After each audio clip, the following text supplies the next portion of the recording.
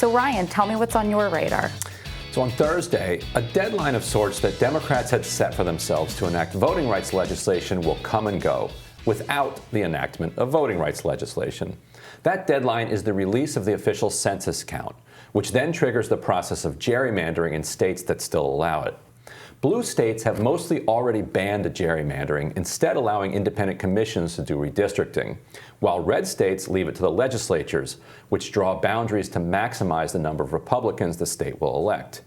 Nothing defines the two political parties better than that distinction.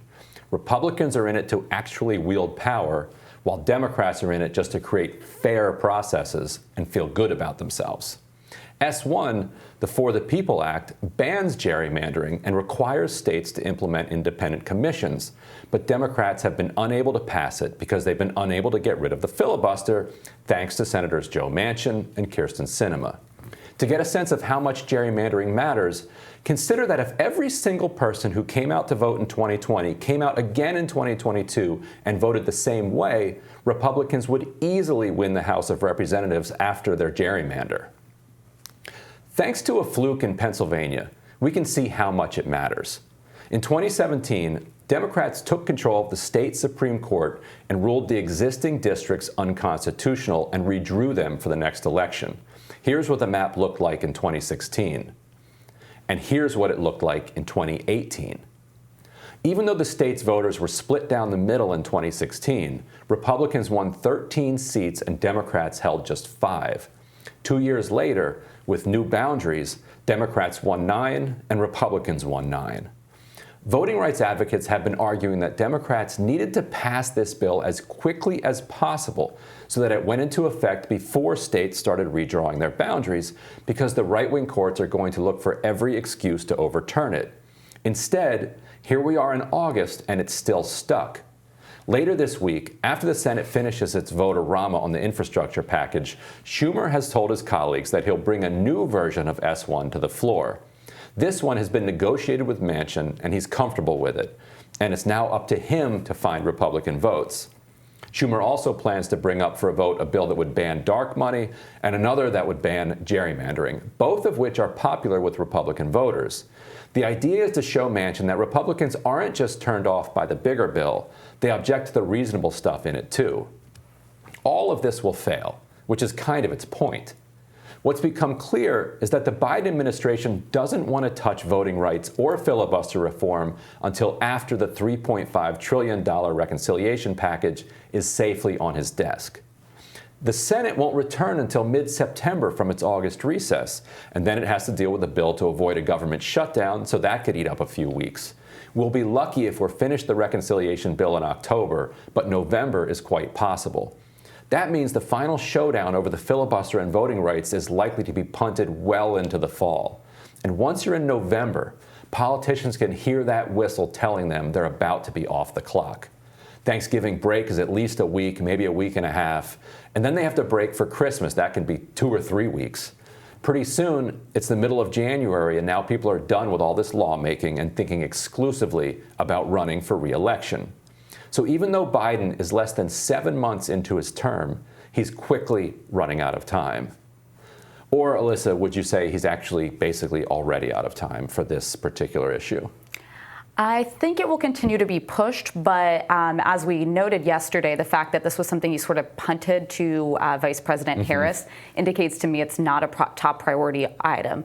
But I want to comment on a couple things because there's a lot to unpack in what you just shared. First and foremost, the filibuster is in some ways actually very similar to the gerrymandering debate in that many Democrats are for it until they're against it. Many Republicans are for it until they're against it. I would know, I'm a bit of an institutionalist, especially when it comes to the Senate. We're in a very populist moment in our country, and I do think that there are true dangers to actually going to the 51 voting threshold. I was actually against it when our former president was pushing for it, and when Harry Reid did it prior to that. I do think having broader buy-in to policy making within the Senate, as kind of our founders intended to be the, pump the brakes from the populist House, is a positive thing. But on the more of the issue of S1, I would say this. Pelosi was for gerrymandering before. She was now against it. The independent commissions are an interesting concept. I just don't have any confidence that you can actually maintain any level of independence. In states that we've seen them implemented, they just tend to favor those who are appointed, the political leanings of those appointed to them. So I'd ask you, what makes you trust that sort of approach rather than an elected legislature being the one drawing the lines? So what we've seen is that the elected legislatures are getting extraordinarily good at carving up these districts. And it's true. And Pelosi's mentor in California actually kind of invented gerrymandering. It was, and gerrymandering goes back all the way to 200 years, but he really perfected it for Democrats in California. The technology is now such, and the polarization is now such, that they're practically drawing districts down to like the bedroom, and dividing houses. Like this apartment, this downstairs apartment is in this district, and the top part of this house is in this district. And the biggest threat, I think, to the overall system is the people having no ability to see their will through into policy. And that's also why I think that the filibuster is actually dangerous at this point. When Citizens United was enacted in 2011, there was a lot more faith in our electoral system at that moment, and it is stunning, how quickly we have devolved as a political system since that decision and since the influx of big money.